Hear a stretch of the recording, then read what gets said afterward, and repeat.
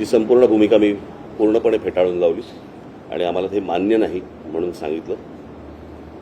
कोणत्याही प्रकारे ते जे काही दाखले देत होते त्याच्यामध्ये देखील खरं तर 5वी पासून नंतरच या सगळ्या गोष्टींचा तिसऱ्या भाषेचा किंवा ऑप्शनल भाषांचा विषय येतो. त्यांनी हेही मान्य केलं की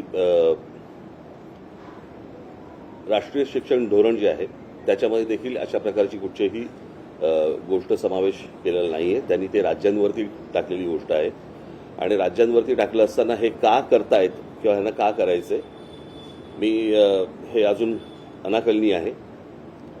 मी हेही सांगितलं की म्हटलं ते काय ते तुमच्या उच्च शाळा द्या CBSE आणि वगैरे वगैरे या सगळ्या शाळा ज्या आता नव्याने आल्या या सगळ्या IAS अधिकाऱ्यांसाठी म्हणून काढल्या गेलेल्या शाळा होत्या, त्यांच्या मुलांसाठी की त्यांना जे देशभर इकडे तिकडे फिरावं लागतं त्याच्यासाठी म्हणून त्या शाळा काढल्या गेल्या होत्या. आता त्या गोष्टींचं त्या शाळांचं वर्चस्व ह्या राज्यांच्या शाळांवरती जास्ती करण्याचा प्रयत्न आहे आणि मला असं वाटतं की तोच एक केंद्रातला आणि या सगळ्या IAS अधिकाऱ्यांचा हा त्यांचा तो अजेंडा आहे. मी म्हटलं महाराष्ट्र हा का कशासाठी करायचा प्रयत्न करतोय जे बाकीची कुठचीही राज्य करायचा प्रयत्न देखील करत नाहीयेत. काही गोष्टींची उत्तर त्यांच्याकडे नव्हती आणि ते त्याच गोष्टी बोलत होते. परंतु आम्ही त्या दिवशी मला असं वाटतं मी पत्रकार परिषदेमध्ये माझा संपूर्ण भूमिका मांडली. माझी तीच भूमिका आहे. या संपूर्ण गोष्टीला आमचा पूर्णपणे विरोध असेल, आहे, राहणार. हिंदी किंवा इतर कुठच्याही भाषेची सक्ती महाराष्ट्रामध्ये होऊ देणार नाही म्हणजे नाही. आणि या गोष्टींसाठी म्हणून मी सर्व पक्षांना आवाहन करतोय की येत्या 6 जुलैला गिरगाव चौपाटीवरून मोर्चा काढायचा निर्णय आम्ही घेतलेला आहे. त्या संपूर्ण मोर्चामध्ये कुठेही कोणताही झेंडा नसेल. तो संपूर्ण मोर्चा हा मराठी माणसाचा असेल. त्या मोर्चाचं नेतृत्व मराठी माणूस करेल. आम्ही जे शिक्षण तज्ज्ञ आणि जे इतर भाषा तज्ज्ञ आणि इतर जे साहित्यिक आणि इतर जे लोक आहेत यांच्याशी देखील आम्ही बोलणार आहोत. माझं पत्र त्यांना जाणार आहे. सर्वांना त्या मोर्चाला आम्ही तिथे बोलवणार आहोत. सर्व पालकांना आम्ही आमंत्रण देत आहोत. सर्व विद्यार्थ्यांना आम्ही आमंत्रण देत आहोत. सरकारला एकदा कळू देत की महाराष्ट्राच्या मनात काय आहे ते. आणि महाराष्ट्राने संपूर्ण ताकद मला असं वाटतं 6 जुलै रोजी सकाळी 10 वाजता गिरगाव चौपाटीवरनं हा मोर्चा निघेल. सरकारला ही गोष्ट कळावी. रविवार एवढ्यासाठी निवडलाय कारण विद्यार्थ्यांना आणि पालकांना यायला जमेल म्हणून आणि त्याच्यासाठी म्हणून रविवार हा निवडलेला आहे. बाकीच्या राजकीय पक्षांशी देखील मी चर्चा करणार आहे. त्यांच्याशीही मी बोलणार आहे आणि सर्वांनी मला असं वाटतं महाराष्ट्रातल्या प्रत्येकाने याच्यामध्ये सामील व्हावं. कारण हा जो कट आहे ह्याला कटच म्हणेन मी. महाराष्ट्राचं मराठीपण हे घालवण्याचा जो कट आहे हा उद्ध्वस्त करण्यासाठी मला असं वाटतं तमाम सर्व मराठी बांधवांनी, भगिनींनी, मातांनी, त्या विद्यार्थ्यांनी सर्वांनी त्या मोर्चामध्ये सहभागी व्हावं अशी माझी त्यांना सर्वांना विनंती आहे. इथे कोणताही झेंडा नसेल, फक्त मराठी हा एक अजेंडा असेल आणि त्या अजेंड्यासाठी म्हणून सर्वांनी महाराष्ट्रातल्या तमाम मराठी बांधवांनी या मोर्चामध्ये सामील व्हावं आणि सरकारला दाखवावं, सांगावं.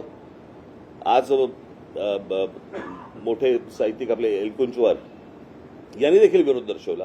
सर्वजण विरोध दर्शवत आहेत आणि अशा वेळेला मला हेही बघायचंय की कोण कोण त्या मोर्चामध्ये सामील होत आहेत. इतर राजकीय पक्षांच्या व्यतिरिक्त इतर कोण कोण सामील होत आहेत आणि कोण येणार नाहीत हेही मला बघायचंय. म्हणजे नुसते तोंड देखले बाकीचे नुसते बोलत असतात. मला असं वाटतं ही अत्यंत महत्वाची लढाई आहे.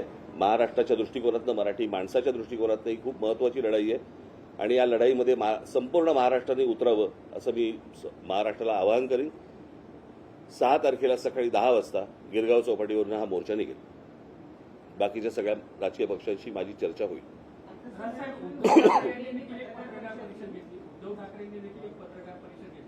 त्यांची देखील भूमिका स्पष्ट आहे की या मुद्द्याला त्यांचा विरोध आहे.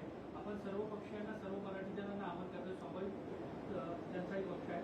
तुम्ही त्याबद्दल काय सांगाल? त्यांनाही आवाहन कराल का? कारण एकच महाराष्ट्रातले राजकीय पक्ष म्हटलं आल्यानंतर ते पण आलेच ना, त्यांच्याशीही बोलणार, त्यांच्याही लोकांशी बोलणार, आमची माणसं त्यांच्याशी लोकांशी बोलणार. तुम्हाला आठवत असेल की ज्याच्यावरती इतके दिवस जे तुमचं जे चालू होतं ना सगळं, ते माझं वाक्य आपण लक्षात घ्या, कुठच्याही वादा आणि भांडणापेक्षा महाराष्ट्र मोठा आहे. हे तुम्हाला वाक्य तुम्हाला 6 तारखेला कळेल.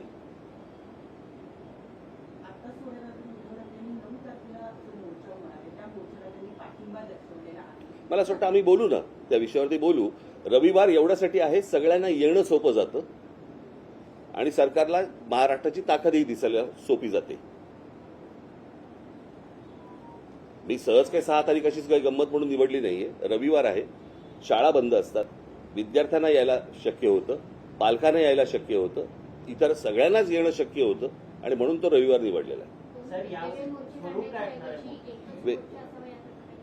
मला असं वाटतं आपण तेच बोलतोय. स्वरूप काय असणार आहे? कारण यापूर्वी सुद्धा तुम्ही आझाद मैदानपर्यंत एक मोर्चा पायी काढलेला होता.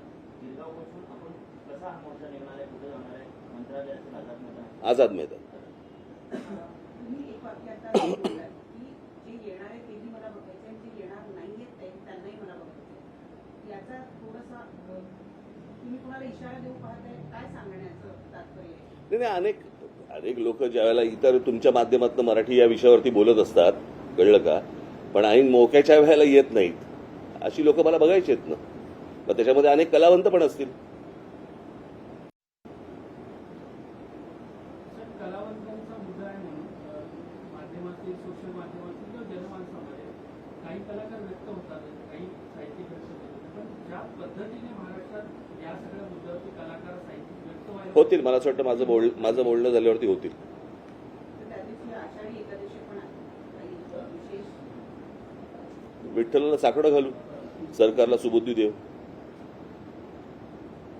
साहेब, दादाभाऊंनी आता बाहेर सांगितलं की नॅशनल क्रेडिट फ्रेमवर्क जे आहे त्या गुणवत्तेसाठी आम्ही हा निर्णय आणून पाहतो हे सांगितलं. त्याच्यावरती मी त्यांना सांगितलं की त्याच्यामध्ये स्विमिंग पण येतं, त्याच्यामध्ये सायकलिंग पण येतं, त्याच्यामध्ये इतर पण गोष्टी येतात. भाषा सोडून तुम्ही कुठचीही गोष्ट आणायचा प्रयत्न करा, आमचा पाठिंबा असेल.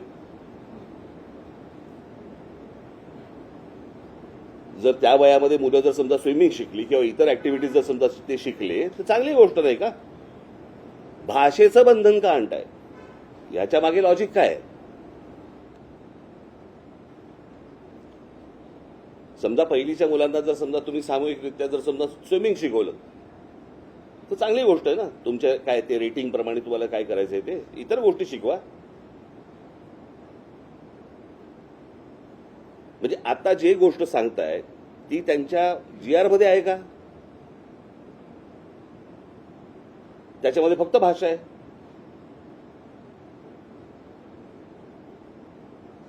साहेब, शिक्षकांना भेटलो ना आता इथे.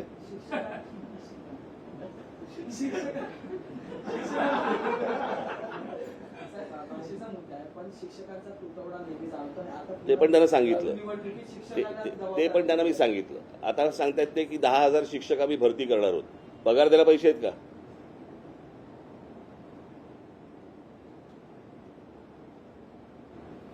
आता जवळपास 90,000 कोटीची कॉन्ट्रॅक्ट ज्यांना दिलेली आहे ते कॉन्ट्रॅक्टर बोंबलतात की आम्हाला अजून पैसे नाही दिलेत. मला कळलं नाही की ज्या वेळेला महाराष्ट्रामध्ये एवढे प्रश्न आहेत, इतके विविध प्रकारचे प्रश्न आहेत, आपल्याकडे पूल पडतायत, आपल्याकडे अजून चांगले रस्ते होत नाहीयेत, अनेक गोष्टी आहेत, शिक्षणामधल्या अनेक गोष्टी आहेत, ह्या सगळ्या सोडून आपण भाषेवरती काय येतोय? मी मगाशी यांच्याशी बोलताना असं म्हटलं की कुठची तरी मोठी गोष्ट ही लपवण्यासाठी म्हणून दुसरीकडे लक्ष वेधण्याचा प्रयत्न होतोय की काय, असा संशय यावा अशी परिस्थिती आहे.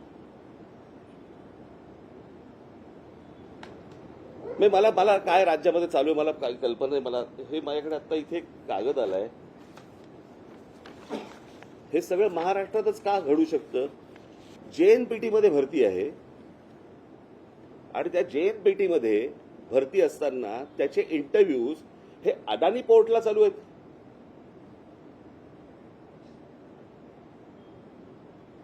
काय चालू आहे महाराष्ट्रामध्ये मला समजलं नाही. म्हणजे तुम्ही भाषेवरती सगळ्या गोष्टी आणताय, तुम्ही इकडच्या ज्या काही आस्थापना आहेत त्याच्यामध्ये तुम्ही त्या सगळ्या गोष्टी देण्याचा प्रयत्न करता, जमिनी जात आहेत. आमच्या भाषा घालवण्याचा प्रयत्न करताय. काय काय म्हणजे काय चालू आहे महाराष्ट्रात? आणि हे जे अनेक जे विषय आहेत महाराष्ट्राशी संबंधित, मला असं वाटतं की त्या सगळ्या गोष्टींचा एक सामूहिक त्याला विरोध, कळलं का, खास करून हिंदीला, खास करून हे भाषेच्या सक्तीला, याच्यासाठी म्हणून तो 6 तारखेचा मोर्चा आहे. मी बाकीच्या राजकीय पक्षांशी मी बोलीनच आणि मला असं वाटतं आपण 6 तारखेला भेटू. सर, हिंदी शाळांचा भाषेच्या विषय आहे, बाबतीत शाळांचा सकारात्मक विषय आहे आहे. त्यांचा एक आरोप हा सुद्धा आहे किंवा त्यांची एक मंडळी सुद्धा ते आहे. कोण? काही शिक्षण क्षेत्रातले लोक आहेत, वेगवेगळी लोकं नाही, आहेत. ते कोण? मला ते कोण आहेत? त्यांचं म्हणणं आहे की तुम्ही अपॉर्च्युनिटीज कमी करता. कसल्या अपॉर्च्युनिटी? हिंदी भाषा असं काय हिंदीमध्ये ठेला टाकायचंय? म्हणजे काय करायचंय?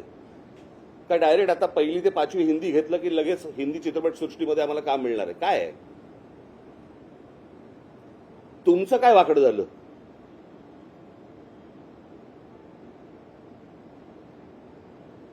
पाचवी नंतर हिंदी आणि संस्कृत हे ऑप्शनल भाषा होत्या ना. याच्यात आजपर्यंत सगळ्या शिक्षण पद्धती सगळेच जण त्याच्यातच तयार झाले ना. मग अनेक लोक डॉक्टर झाले, इंजिनियर झाले, शिक्षक झाले, वेगवेगळ्या क्षेत्रामध्ये.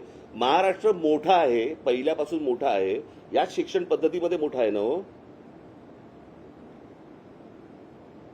मग असा काय साक्षात्कार झाला बाकीच्यांना की ज्याच्यातनं तुम्ही महाराष्ट्रावरती ही गोष्ट आणताय?